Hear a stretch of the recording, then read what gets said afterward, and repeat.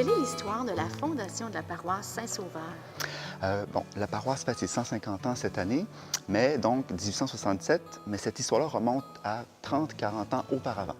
Dès les années 1830-1840 environ, il y a des centaines de personnes, de familles qui sont venues s'installer dans le grand secteur ici parce qu'il y avait beaucoup d'activités le long de la rivière Saint-Charles. À l'époque, beaucoup de chantiers navals étaient présents le long de la rivière, donc pour construire des bateaux, réparer des bateaux, plein de petites industries connexes aussi, de la corde, des voiles, etc. À l'origine, ça faisait partie d'une seule grande paroisse. Ici, la Basse-Ville, c'était la paroisse Saint-Roch, mais avec des milliers de personnes qui viennent habiter le secteur. Mais les autorités religieuses, éventuellement, ont décidé de découper la paroisse Saint-Roch, d'en prendre un morceau, puis d'en faire une paroisse indépendante. Et ça a été Saint-Sauveur en 1867.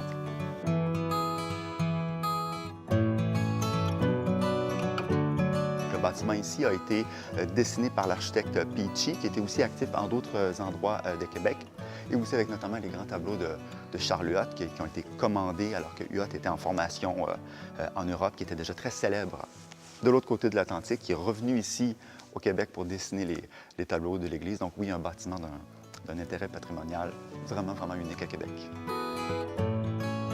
Alors, on se trouve à l'extérieur. Cette Oui. église a donc été bâtie en 1867. Oui, donc le bâtiment que l'on voit, c'est la deuxième église Saint-Sauveur qui a été reconstruite après un incendie en 1866. Donc la première église était plus petite. Elle n'avait pas le clocher que l'on connaît aujourd'hui. Et après l'incendie, on a décidé de l'élargir, de l'allonger.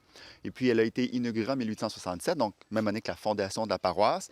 Le clocher, lui, le grand clocher de Saint-Sauveur, a été terminé en 1892, donc plusieurs décennies plus tard. Donc, l'église a vraiment été complète là, à la fin du 19e siècle. Et ce clocher a une particularité. Oui, donc un sommet dans la Basse-Ville, vraiment un beau repère visuel pour toute la Basse-Ville. Et l'équipe ici a eu la très bonne idée d'illuminer depuis la fin de l'année passée la croix au sommet. Donc ça donne un bon repère que Saint-Sauveur au cœur de la Basse-Ville. On parle des établissements aussi. Il y a des établissements populaires, le Pignon Bleu, des œuvres sociales intéressantes. Oui, Saint-Sauveur a été reconnu de tout temps et encore aujourd'hui pour un milieu tissé serré. On a longtemps surnommé ce quartier-là la butte à moineaux. Hein. C'est une belle image de gens, c'est bruyant, c'est animé. Et donc, solidaire fait aussi partie de ces qualificatifs-là. Donc oui, le Pignon Bleu pour l'alphabétisation des gens, la Maison Revive pour les itinérants, pour les gens qui ont des problèmes, puis aussi des commerces qui ont fait la célébrité du quartier, le Royaume de la Tarte, par exemple, sur la rue des Aublats. Ma famille est un adepte de ces commerces-là. Donc, Joe Dion aussi, la taverne, au coin au carrefour presque de Saint-Joseph et puis de Saint-Vallier. Donc, cette paroisse-là a eu des commerces, des institutions célèbres, dont certaines n'existent plus aujourd'hui, mais dont certaines ont réussi à survivre à travers les décennies, qui sont encore bien vivantes aujourd'hui.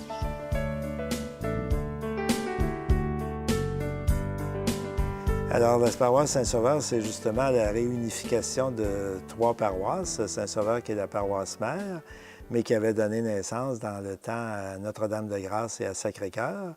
Et graduellement, au cours des dernières années, bien, les paroisses se sont regroupées. Alors, il n'y a plus maintenant une seule communauté chrétienne qu'on appelle à nouveau Saint-Sauveur. Oui, c'est ça que l'histoire de la paroisse Saint-Sauveur depuis 1853.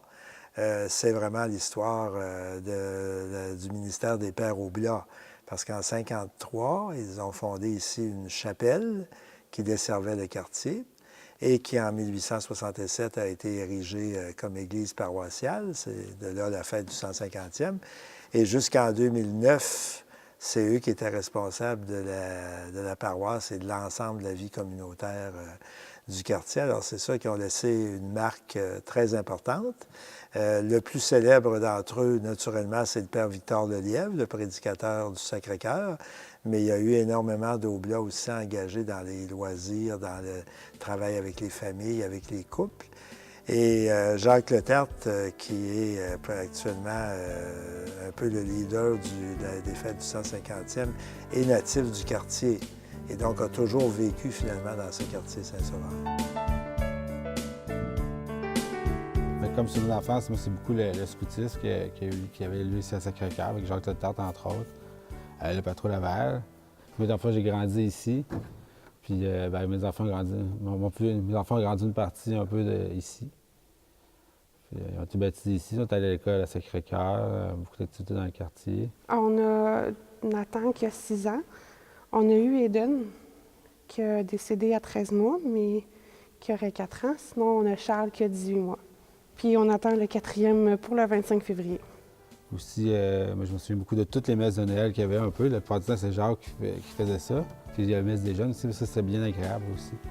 Chaque année, c'est une belle tradition. Dès le jeune âge, les enfants, on les amenait, il y avait des messes pour les jeunes, pour les enfants, puis ça pouvait courir dans l'église un peu comme notre bruit de fond, là. Et on les laissait aller, puis il n'y avait pas de difficulté avec ça. Donc les enfants s'initiaient facilement, puis ensuite c'était l'initiation sacramentelle. Quand on s'est mariés, et un peu avant, on avait convenu de vivre dans un quartier de centre-ville, et Saint-Sauveur nous est apparu approprié. Il y avait ici des familles aux revenus simples, des familles ouvrières, hein, et une vie communautaire. Le monde paroissial, en 70, occupait encore de la place. Le petit pouvoir, hein, caisse populaire, conseil d'école, comité paroissial, bon, tout ça, ça occupait de la place. Mais en même temps, il y avait toute cette jeune génération qui s'installait dans Saint-Jean-Baptiste, hein, avec d'autres valeurs. Hein. Je pense qu'on a fait en partie de ces valeurs-là. Mais une valeur qu'on a introduite, qui était différente d'une valeur paroissiale, c'est toute la valeur collective et coopérative. Oui. Bon, moi, je pense que c'est comme ça qu'on a commencé par la coopérative alimentaire, après les coopératives d'habitation, puis j'ai terminé ma vie de travail dans une coopérative de construction.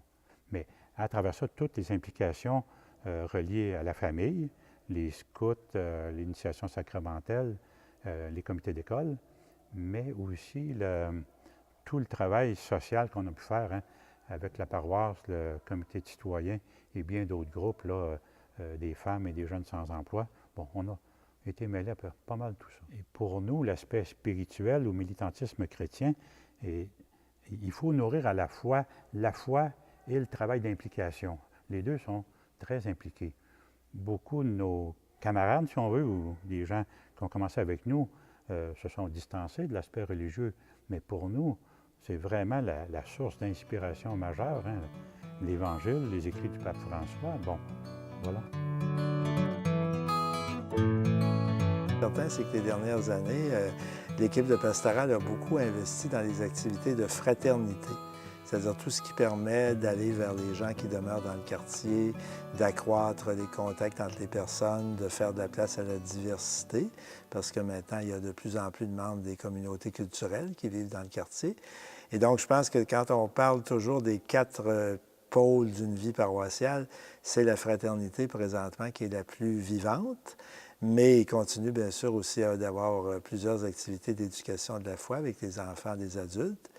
Et il y a aussi une présence des chrétiens, des chrétiennes engagés dans les différents groupes communautaires du quartier, qui sont très nombreux. C'est un des quartiers avec Saint-Roch qui a le plus de groupes, au fond, de solidarité, d'entraide, de développement social. Et beaucoup des personnes actives dans la paroisse sont aussi présentes dans ces groupes-là. De façon générale, il me semble qu'il y a une vraie vie communautaire qui est encore très réelle.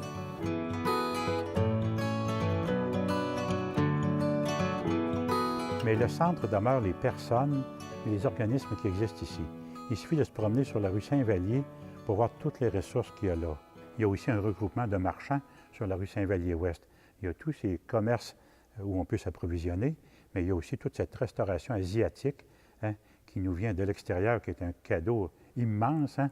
Mais le joyau demeure les personnes. Il y a un dynamisme, le dynamisme des personnes, puis leur ouverture aux autres.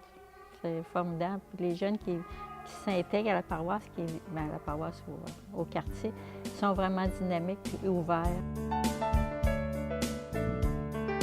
Pour la fête du 150e, je pense justement que tous ces aspects-là ont été touchés. Bien sûr, comme c'est normal, il y a des activités liturgiques, quelques messes solennelles avec la présence de l'archevêque du provincial des Oblats.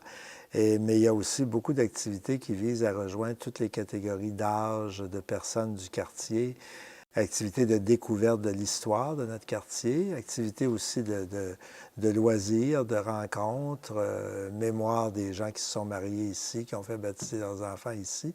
Donc, je trouve que le comité qui est dirigé par le père Jacques Letarte a travaillé très fort pour que la vie communautaire soit vraiment mise en relief au cours de l'année 2017. On est confronté au même défi que toutes les paroisses catholiques de Québec présentement, je pense, c'est de faire des ponts avec la génération plus jeune, puis qu'ils sentent que c'est aussi eux qui peuvent rendre la communauté chrétienne vivante. Et c'est sûr que l'avenir de la paroisse passe aussi par le rapprochement avec les 3 autres paroisses de la communion de communauté, soit au fond Saint-Roch, Saint-Malo et Notre-Dame-de-Vanier. Ces 4 paroisses-là sont appelées dans un avenir plus ou moins rapproché à former une seule unité, mais cette unité-là aura du sens si chacune des communautés reste vivante puis apporte sa contribution finalement à la vie de l'ensemble, c'est bien certain. Une des valeurs, ce serait l'esprit de communauté que je voudrais transmettre à mes enfants. C'est sûr que l'amour de chacun aussi. Là. Tout le monde se parle, tout le monde se connaît. Ça fait différent là, des quartiers où j'ai pu habiter et que personne ne se parle. Puis tout le monde est près de chaque personne. C'est bien de se sentir tout le temps accueilli. Puis Saint-Sauveur, c'est une très belle place pour élever des enfants.